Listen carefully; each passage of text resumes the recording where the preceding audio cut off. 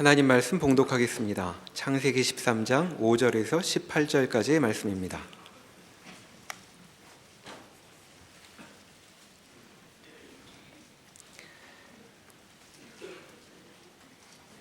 아브라함의 일행 롯도 양과 소와 장막이 있으므로 그 땅이 그들이 동거하기에 넉넉하지 못하였으니 이는 그들의 소유가 많아서 동거할 수 없었음이니라.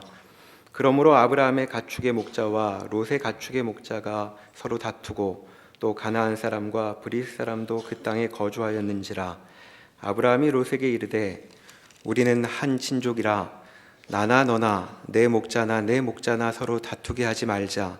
내 앞에 온 땅이 있지 아니하냐. 나를 떠나가라. 내가 좌하면 나는 우하고 내가 우하면 나는 좌하리라. 이에 롯이 눈을 들어 요단 지역을 바라본즉 소알까지 온 땅에 물이 넉넉하니 여호와께서 소돔과 고모라를 멸하시기 전이었으므로 여호와의 동산 같고 애굽 땅과 같았더라. 그러므로 롯이 요단 온 지역을 택하고 동으로 옮기니 그들이 서로 떠난지라. 아브라함은 가나안 땅에 거주하였고 롯은 그 지역의 도시들에 머무르며 그 장막을 옮겨 소돔까지 이르렀더라. 소돔 사람은 여호와 앞에 악하며 큰 죄인이었더라. 롯이 아브라함을 떠난 후에 여호와께서 아브라함에게 이르시되 너는 눈을 들어 너 있는 곳에서 북쪽과 남쪽 그리고 동쪽과 서쪽을 바라보라. 보이는 땅을 내가 너와 내 자손에게 주리니 영원히 이르리라. 내가 내 자손이 땅에 티끌 같게 하리니 사람이 땅에 티끌을 능히 셀 수 있을진데 내 자손도 세리라. 너는 일어나 그 땅을 종과 횡으로 두루 다녀보라. 내가 그것을 내게 주리라. 이에 아브라함이 장막을 옮겨 헤브론에 있는 마므레 상수리 수풀에 이르러 거주하며 거기서 여호와를 위하여 제단을 쌓았더라. 아멘.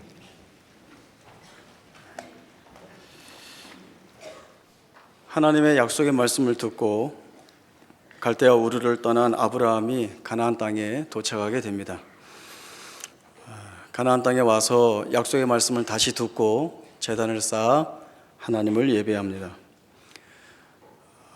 그런데 약속의 땅에 왔는데 정착할 곳이 마땅치 않고 또 기근이 들었습니다. 궁핍을 피하기 위하여 약속의 땅을 떠나 애굽으로 가게 됩니다.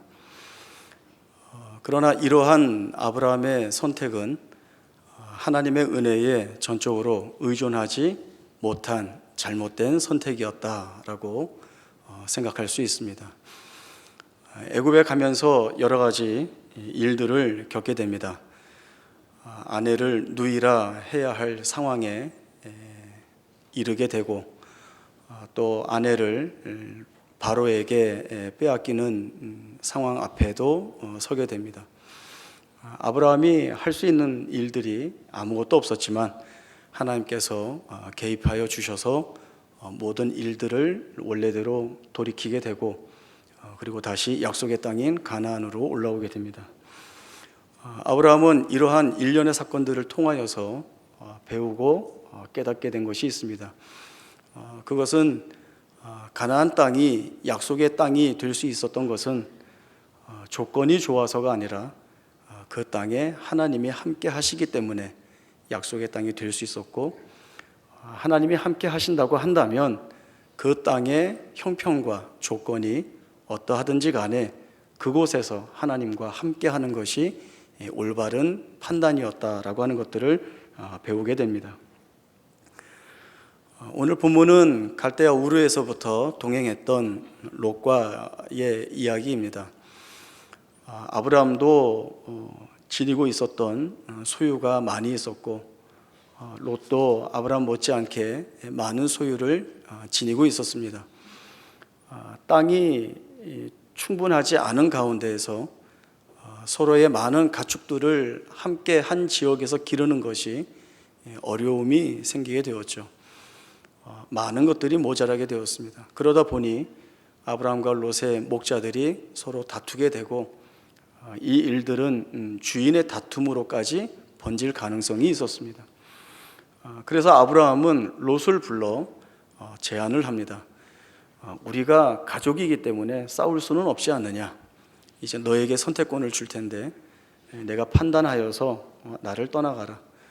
내가 좌하면 나는 우할 것이고 내가 우하면 나는 좌할 것이다. 이러한 제안을 롯에게 합니다. 사실 아브라함이 연장자이고 또 가족의 대표적 지위와 신분에 있었기 때문에 아브라함이 먼저 선택을 하고 그리고 그 남은 것을 롯에게 주는 것도 무관한 일이었습니다. 그러나 아브라함은 그렇게 하지 않았습니다. 롯에게 먼저 선택권을 주었습니다. 이러한 것은 아브라함이 마음이 유한 사람이었거나 아니면 아랫사람을 존중하는 마음이 컸다는 것보다는 애굽에서 가지게 되었던 하나님에 대한 생각, 조건에 묶이지 않고 그보다 더 크게 일하시는 하나님에 대한 믿음이나 기대가 더 분명하게 아브라함의 심령 가운데 있었던 것으로 보입니다. 아브라함의 이야기를 먼저 하면 롯을 떠난 후에 하나님이 먼저 찾아오십니다. 찾아오셔서 약속의 말씀을 다시 재확인해 주시죠. 하나님이 주셨던 약속의 말씀을 재확인해 주시는 것은 아브라함이 하나님 앞에 조건을 따지지 않고 그 하나님에 대한 믿음을 먼저 드러낸 것에 대한 하나님 쪽에서의 은혜의 반응이었다고 보여집니다. 약속을 재확인 받은 아브라함이 다시금 제단을 쌓고 하나님을 예배합니다. 문제는 롯입니다. 롯은 자신이 받은 그 선택의 기회를 자기 자신의 부와 이익과 유익을 축적할 수 있는 방편으로 삼고 있습니다. 그리고 아브라함이 이야기한 대로 자기에게 먼저 선택권이 주어졌기 때문에 온 땅을 바라보고 그리고 자기의 판단과 결정에 옳은 대로 요단 쪽 땅을 선택하게 됩니다.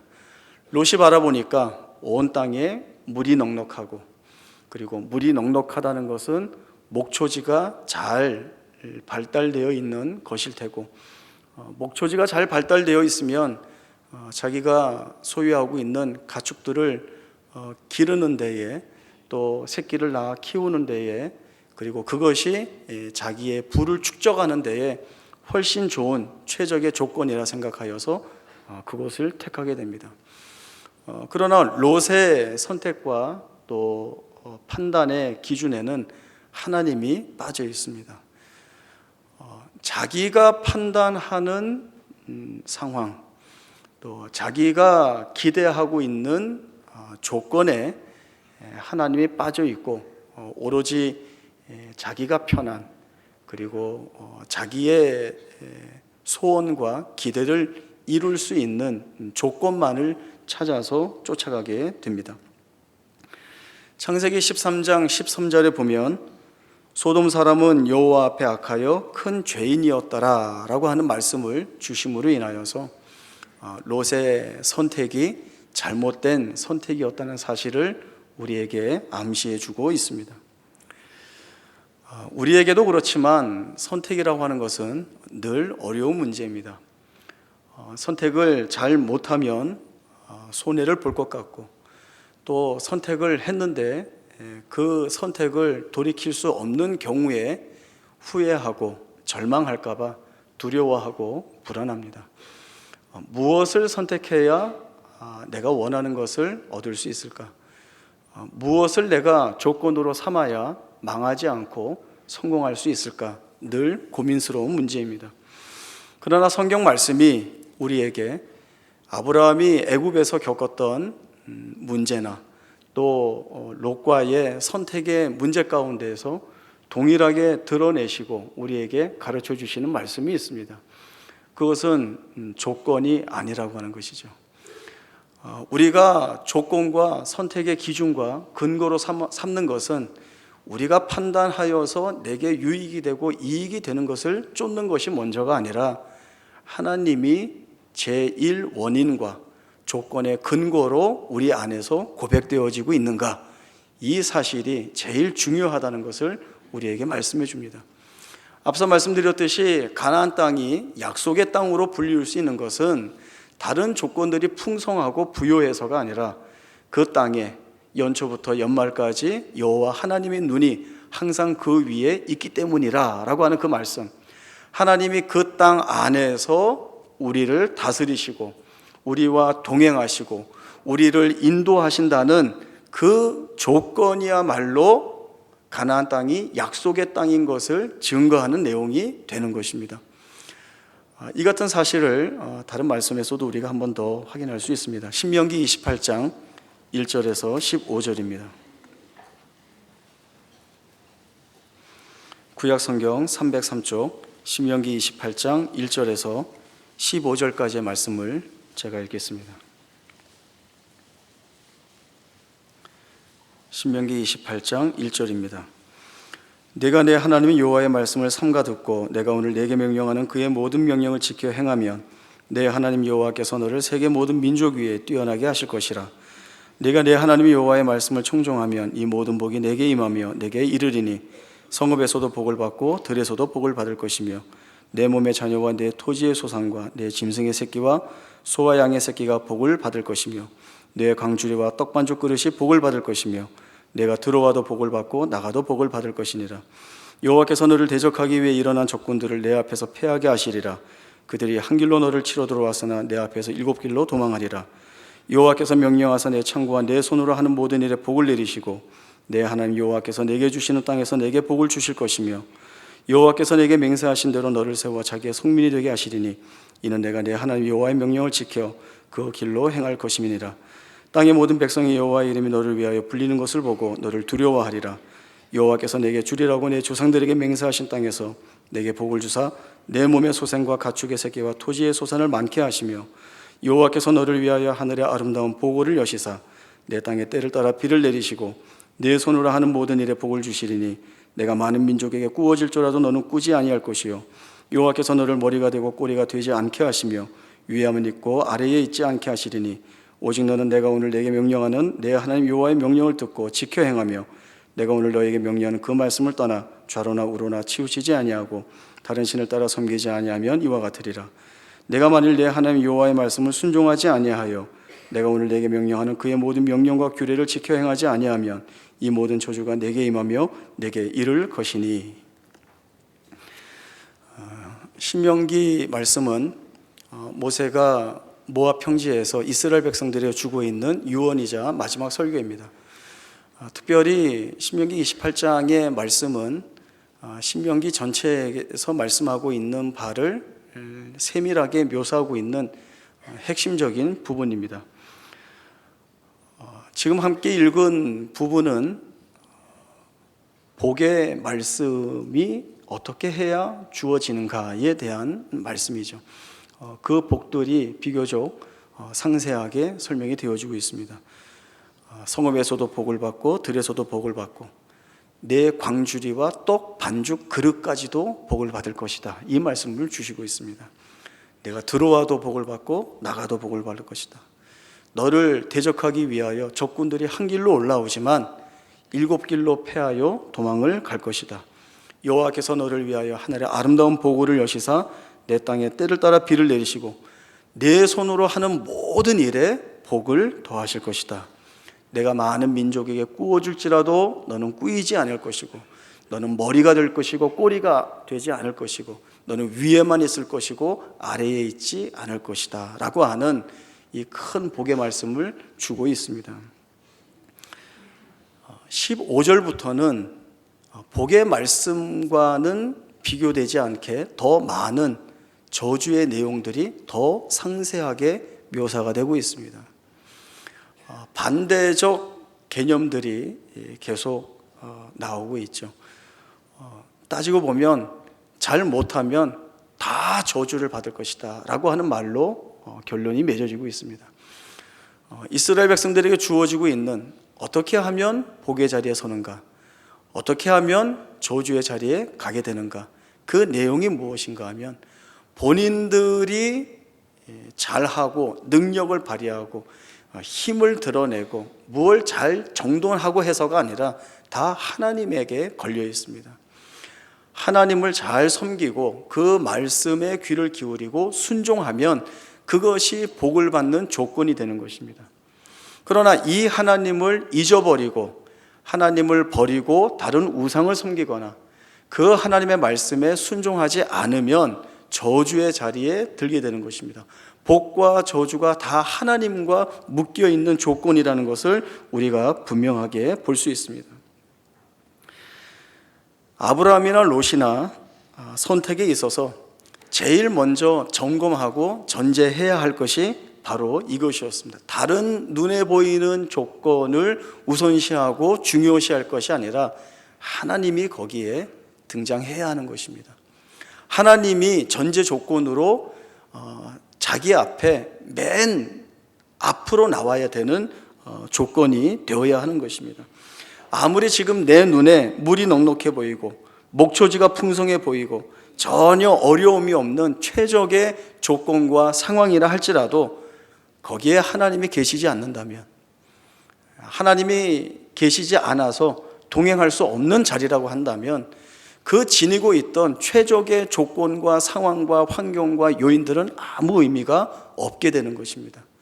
오히려 하나님이 없이 주어지는 넉넉함과 부요함은 오히려 자신을 올가매는 죄가 되는 것을 우리들이 생각해 볼 수 있습니다.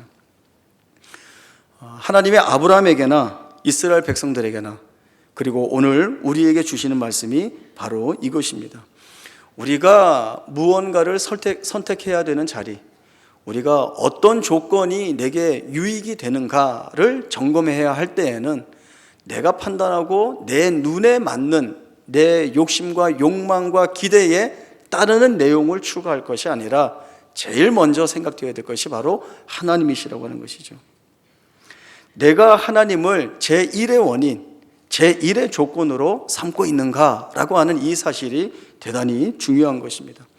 하나님도 성경 여러 곳에서 다른 것이 중요한 것이 아니라 내가 너희의 하나님으로 너희와 묶여 있는가, 이 묶임을 너희가 소원하고 원하고 있는가, 이 사실을 기억하고 있는가, 이 내용들이 제일 중요한 말씀으로 우리에게 주어지고 있습니다. 여호수아 6장 1절에서 7절까지의 말씀으로 이 내용 확인해 보겠습니다. 구약성경 326조 여호수아 6장 1절에서 7절까지의 말씀입니다.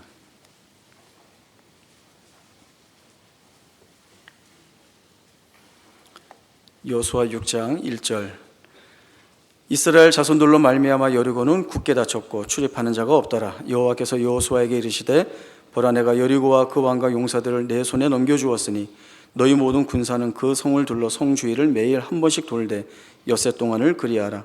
제사장 7은 7 양각 나팔을 잡고 언약궤 앞에서 나아갈 것이요 7째 날에는 그 성은 7번 돌며 그 제사장들은 나팔을 불 것이며 제사장들이 양각 나팔을 길게 불어 그 나팔 소리가 너희에게 들릴 때에는 백성은 다 큰 소리로 외쳐 부를 것이라.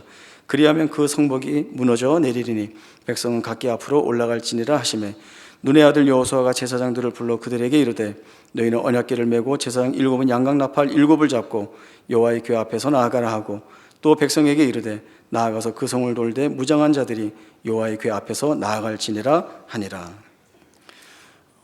여호수아가 이스라엘 백성들을 이끌고 모압 평지에서 요단강을 건너 이제 가나안 정복 전쟁을 시작하는 자리에 섰습니다. 요단강을 건너서 첫 전쟁을 하게 되는 상대는 여리고 성입니다. 이 여리고 성과의 전쟁은 대단히 중요한 의미를 지니고 있습니다. 이 첫 전쟁에서 승리해야 이후의 정복 전쟁을 이어갈 수 있습니다. 만약에 이 첫 전쟁에서 패하게 된다면 약속의 땅을 정복해야 되는 전쟁은 이제 더 이상 할 수 없고 다시 광야로 쫓겨 나가게 되는 상황에 서기 때문에 그랬습니다. 그래서 하나님은 가장 중요한 이 첫 전쟁을 자신의 전쟁으로 삼고 계십니다. 하나님은 사람들이 이해할 수 없는 전쟁 방식을 취하고 계십니다. 그리고 이러한 사실들을 통하여서 전쟁의 승패가 하나님께 달려있다는 사실을 이스라엘 백성들에게 보여주시려고 하십니다. 여리고성을 하루에 엿새 동안 한 바퀴씩 돌고 진영으로 돌아오라 하십니다. 그리고 7째 날에는 제사장과 언약궤를 앞세우고 여리고성을 7바퀴 돈 후에 제사장들이 양각나팔을 불면 그 이후에 백성이 소리질러 성벽을 무너뜨리는 것입니다. 이것은 있을 수 없는 일입니다. 그러나 하나님이 그렇게 하라고 명령하시고 그 일들이 실제로 그렇게 일어나게 됩니다. 이런 초월적인 역사와 기적 같은 승리는 이스라엘 백성들로 하여금 이 전쟁은 우리가 잘해서 승리한 전쟁이 아니라는 것을 고백하게 합니다. 이 전쟁은 하나님이 하셨고 하나님이 취하신 승리를 우리에게 허락하셨다. 이 전쟁뿐만 아니라 앞으로의 모든 전쟁도 하나님께 있다라고 하는 사실을 보게 하시는 중요한 내용이 됩니다. 그래서 이스라엘 백성들은 이 여리고와의 전쟁을 통하여서 하나님에 대한 믿음이나 신앙을 더욱더 견고히 세워야 했습니다. 그 다음 장인 여호수아 7장에 넘어가면 아간 사건이 나옵니다. 여리고성 다음에 여리고성보다 작은 아이성과의 전쟁을 하게 됩니다. 이 전쟁에서 이스라엘은 패하게 됩니다. 패하고 돌아와서 모두가 울고 마음이 녹습니다. 여기에서 말씀이 그쳐지면 자만하면 안 된다, 작다고 무시하면 안 된다, 이런 식으로 끝나게 되겠죠. 그러나 성경 말씀은 아간 사건을 드러냄으로 인하여서 더 중요한 내용을 이스라엘 백성과 오늘 우리에게 말씀을 해주시고 있습니다. 여리고성과의 전쟁을 앞두고 하나님은 자신의 온전한 전쟁이기 때문에 이 여리고성에서 취한 모든 것들을 하나님께 다 바칠 것을 명령하셨습니다. 그러나 아간이 그 전리품 중에 얼마를 숨기게 되죠. 시날산 외투 한 벌과 200세겔 되는 은과 또 50세겔 되는 금덩이 하나를 자기 장막 밑에 묻어놓게 됩니다. 이 일이 제비를 뽑아 아간이 범인으로 지목받게 되고 아간이 자기의 죄를 고백하게 됩니다.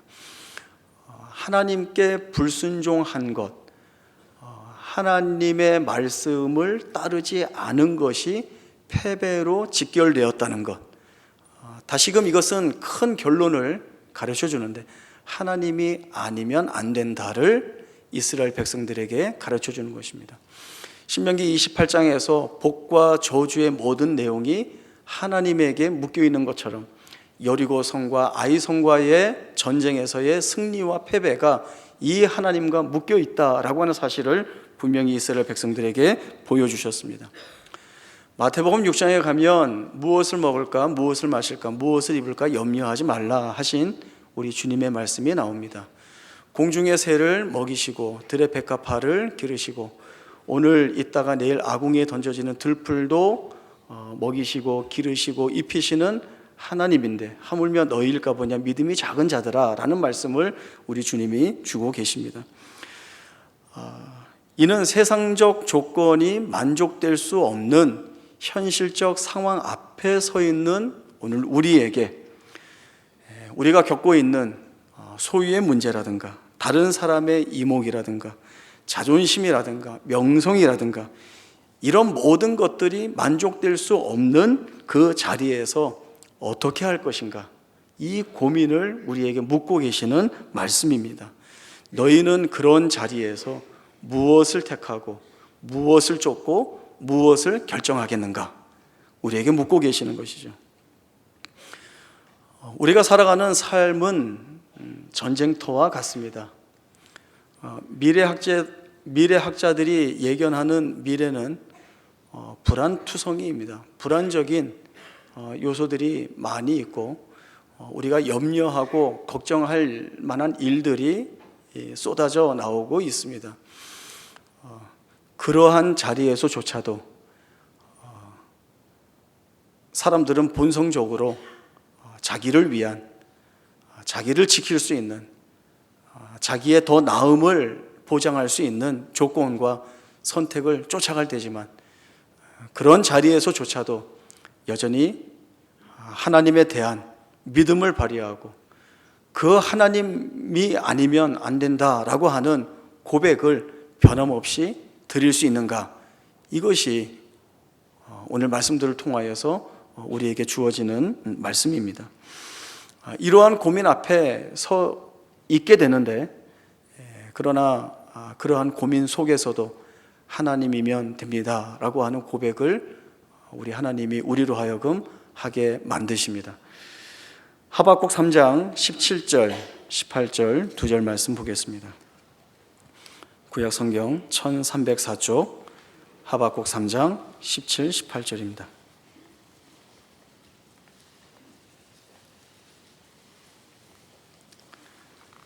하박국 3장 17절입니다.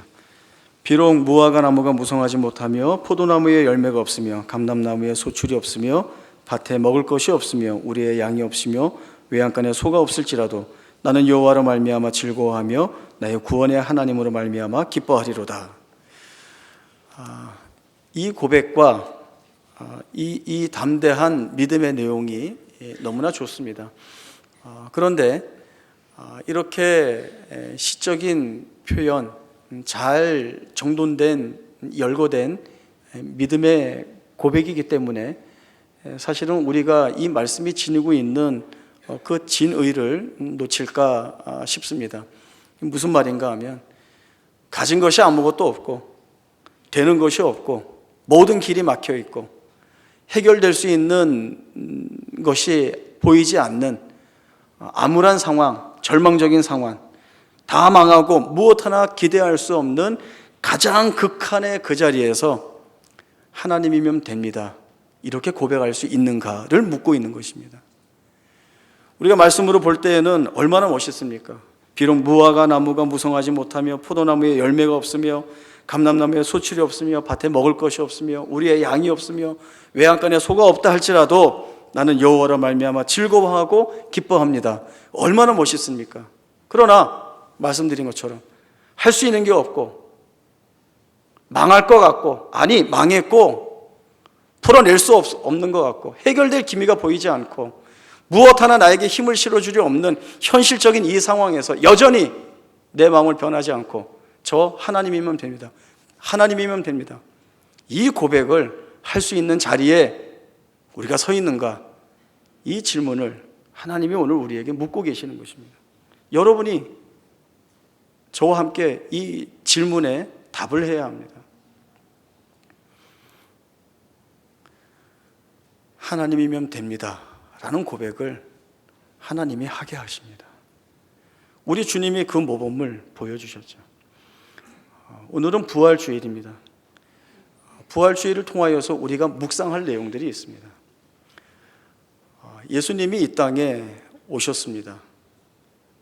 그리고 많은 고난을 당하시고 십자가에서 죽으셨고, 그리고 그 사망의 권세를 이기시고 부활 승천하셨습니다.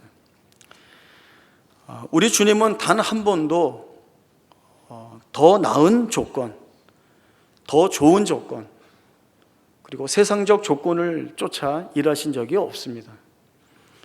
무한하신 하나님이 유한한 존재인 인간의 몸을 입으셨습니다. 창조주께서 피조물의 몸을 입으시고 내려오신 것이죠. 그리고 우리 주님은 이 땅에 계시면서 단 한 번도 세상의 권력과 권세를 조건으로 삼아 일하시지 않았습니다. 많은 사람들이 칭송하며 찬송하며 왕으로 세우고자 했지만 성부 하나님이 걷게 하신 고난의 종의 길에 걷는 것에 더 집중하시고 순종하셨습니다. 우리를 위해 가시면류관을 쓰셨고 허리에 찔린 그 자리에서 물과 피를 다 쏟아내셨습니다. 우리 주님이 왜 이 일을 하셨는가?